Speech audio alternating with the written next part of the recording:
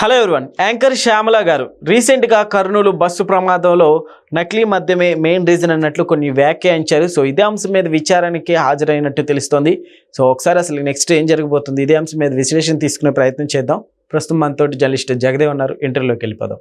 Hello sir. Hello Jagdev. Sir, ఏదో పార్టీలో ఉన్నాం కదా అని వ్యాఖ్యానించారా? ఇందులో ఏమన్నా నిజాలు ఉన్నాయంటారా? అంటే శ్యామల గారిని అసలు పెద్ద అనుభవం లేదు నాకు తెలుసుకున్నంత వరకు. ఆమె ఒక నటి, ఒక మంచి యాంకర్, అంతవరకే తెలుసు. సడన్ గా అటువంటి ఆవిడకి అందలం ఎక్కించారు, లేదంటే ఇచ్చారు. ఇప్పుడు శ్రీరెడ్డి లాంటి వాళ్ళు గవర్నమెంట్ ఉన్నప్పుడు ఎంత దారుణంగా మాట్లాడి జగన్మోహన్ రెడ్డికి సపోర్ట్ గా ఉన్నారు కదా, అటువంటి వాళ్ళకి ఇస్తే ఇంకొంచెం సపోర్ట్ గా చెలరై మాట్లాడతారు కదా. ఈవిడికి ఏదో ఏదో అంటారులేండి, షికాగో శ్యామల గారని ఏదో అని చెప్పి ట్రోల్స్ చేస్తున్నారు కొంతమంది.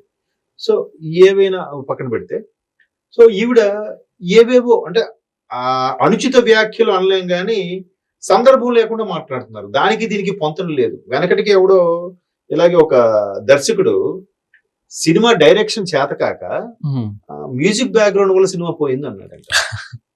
సినిమా బ్యాక్గ్రౌండ్ మ్యూజిక్ కి సినిమాలో ఉండే నరేషన్ కి ఏమైనా సంబంధం ఉందా?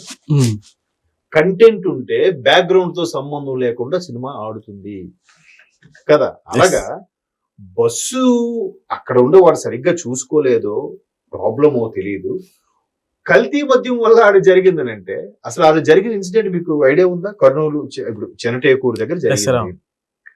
యాక్చువల్గా ఇద్దరు వ్యక్తులు మిత్రులు కలిసి తాగి వెళ్ళారు. వెళ్ళి డివైడర్కు దేనికో గుద్దుకున్నారు. ఒకడు స్పాట్ లో చనిపోయాడు, ఇంకోటి పక్కన తొప్పులో పడిపోయాడు, ఆడు బతికాడు. ఆ పడిపోయినప్పుడు రోడ్డు మీద అడ్డగా బండి ఉంది. నైట్ టైము ఈ వాల్వో టెక్నాలజీ వచ్చిన తర్వాత భయంకరమైన స్పీడ్తో వెళ్తున్నాయి హైవే కాబట్టి. మినిమం 120కి తక్కువ ఎవడు వెళ్ళడు, బస్సు కానీ కారు కానీ ఎవడు కానీ. సడన్ గా రోడ్డు మీద బైక్ పడిపోయినప్పుడు ఆ తొప్పలోకి వెళ్ళిపోయిన తీయాలి, లేదా ఫస్ట్ దాన్ని అబ్జర్వ్ చేసిన సైడ్ కాపీ దాన్ని పక్కన జరిపించని చేయాలి, లేదా అది చూసినోడు ఎవడైనా దగ్గరలో ఉన్న పోలీస్ స్టేషన్కో లేదా సహాయక సిబ్బందికో ఇన్ఫార్మ్ అయినా చేయాలి. ఏమీ చేయకుండా దానికన్నా ముందు రోడ్డు మీద ఉన్న బండిని 2-3 క్రాస్ చేసి బస్సులు వెళ్ళిపోయాయి. 4వ బస్సు ఇది గుద్దుకుంది. గుద్దుకోవడం, అది ఈడ్చుకుంటూ వెళ్ళిపోవడం, ఆ ర్యాపిడ్కి అక్కడ ఆల్రెడీ ఆయిల్ పడుందో లేదో తెలీదు, ఆ ర్యాపిడ్కి మంటలు చెలరేగడం, ఆ మంటలు కాస్త బస్సును అంటుకోవడం, ఆ డ్రైవర్ దిగి పారిపోయాడు. వాడు కనీసం లేవండి లేపి చేసిన కనీసం కనీసం గాయాలతోనే బయటపడేవాడు. డోర్ తీయకుండా వెళ్ళిపోయాడు. తలుచుకుంటేనే అసలు అదేం చేయాలండి చూడండి. ఏదంటే వాళ్ళ దురదృష్టం అనుకోవాలి, ఇది రాదు కానీ పక్కన పెడితే. సో వాడు కల్తీ మద్యం తాగాడో మామూలు మద్యం తాగాడో పక్కన పెడితే దానికి దీనికి సంబంధం ఏంటి? అంటే ఏదో ఒకటి ప్రభుత్వం మీద పెంట జల్లాలి, ఏదో ఒకటి అనాలి, ఇదే కాన్సెప్ట్. మరి ఆవిడకి ఇచ్చింది అది కదా పదవి, ఆవిడ అధికార ప్రతినిధికి ఏదో ఒకటి అనాలి. ఆవిడకి ఏం కాన్సెప్ట్ కాంటెక్స్ట్ దొరకట్లేదు. మన గురించి ఇప్పుడు మనం మాట్లాడుకుంటున్నాగా, ఆవిడకి ఫ్రీ పబ్లిసిటీ వచ్చినట్టుగా. శ్యామల అంటే ఇంతవరకు తెలియకపోవచ్చు, ఇప్పుడు అందరికి తెలుస్తుంది కదా ఆవిడ, ఇంకా అందరికి తెలుస్తుంది కదా. నేము ఫేము క్రేజు ఆ స్థాయిలో ఉన్న వ్యక్తి అయితే కాదు ఆవిడ.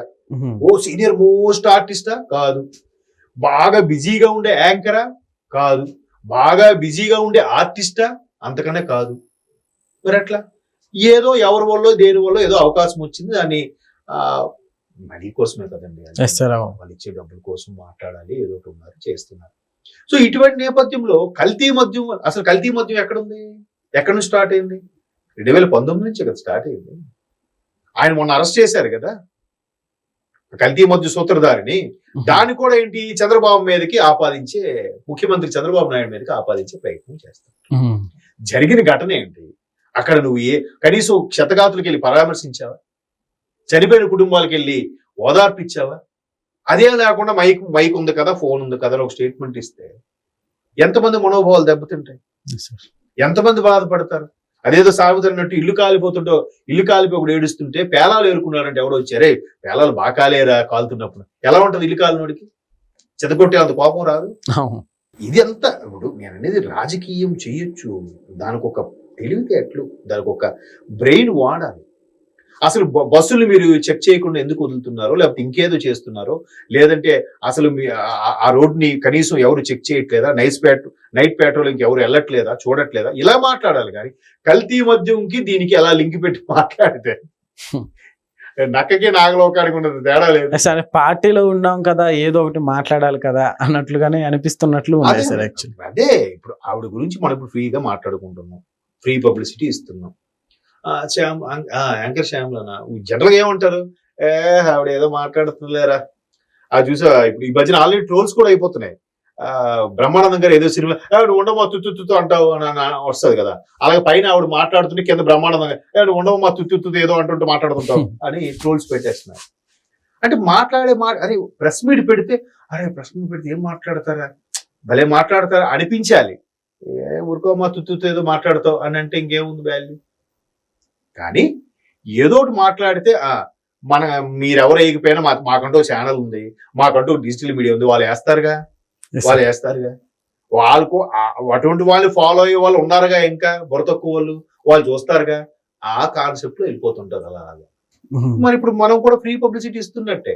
లేకపోతే కల్తీ మద్యంకి బస్ యాక్సిడెంట్ కి సంబంధం ఏముంది, పడిపోయాడు.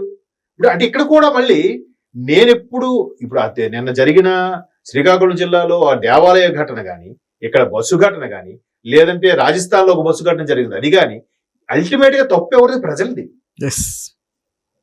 గుడిలకి ఇప్పుడు గరికపాటి వారు చెప్పినట్టు పులోమ వెళ్ళిపోవడమేనా? పాపాలు మా ఏకాదశి రోజులు వెళ్ళకపోతే పాపాలు చుట్టుకుంటే ఎవరు చెప్పాడా? ఆ రోజు ఒక ప్రత్యేక దినం కాదనట్లేదు, స్వామిని దర్శించుకో. అక్కడికి వెళ్ళినా కూడా తొందర ఎందుకు? ప్రశాంతంగా 1 by 1 వెళ్ళొచ్చు కదా. వెళ్ళిపోవాలి ముందు దేవుడి కంటే నేనే పడిపోవాలి, నాకే ముందు ప్రసాదం ఇచ్చేయాలి. ఎందుకు ఆ ఆతృత, ఎందుకు ఆ తాపత్రం? ముందు 3 బస్సులు వెళ్ళారు, వాళ్ళు ఏ ఒక్కడైనా చూసి ఆపొచ్చు, ఏ ఒక్కడైనా పక్కకు తీయొచ్చు. లేదంటే అక్కడ పెట్టి అడ్డగా ఒక బారికేడ్ లాంటిది ఉందని చెప్పి నెక్స్ట్ పోలీస్ స్టేషన్ కో నెక్స్ట్ చెక్ పోస్ట్ ఎవరికి ఇన్ఫార్మ్ చేసి వెళ్ళొచ్చు.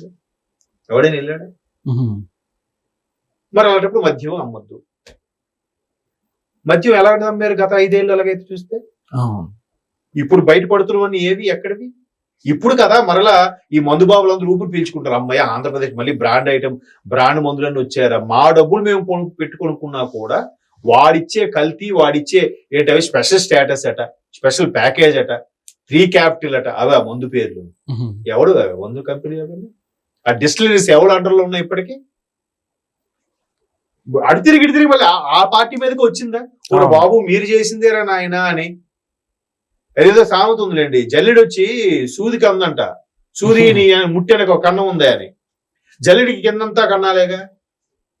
అలాగ మర్చిపోయి అటు వేలు చూపిస్తే 3 మన వైపు చూస్తున్నాయి. ఈ కల్తీ మధ్య మళ్ళీ వ్యవహారం అంతా మళ్ళీ ఆ పార్టీకి వస్తే మళ్ళీ ఎవరికి చెడ్డ పేరు? జగన్మోహన్ రెడ్డి గారిగా చెడ్డ పేరు. మళ్ళీ అధ్యక్షుడిగా ముఖ్యమంత్రిగా చేశాడు కాబట్టి ఆయన్నే అంటారు కదా. అంత చిన్న లాజిక్ ఎందుకు అప్లై చేయరు వీళ్ళు? ఏదో మీరు అన్నట్టు ఆ పేపర్లో టీవీలో కనబడాలని ఏదో స్టేట్మెంట్ ఇచ్చాడు. ఇప్పుడు పైగా పోలీసు వాళ్ళు ఎంక్వైరీ పిలిచి అరెస్ట్ అంటే అది ఇంకా గొప్ప.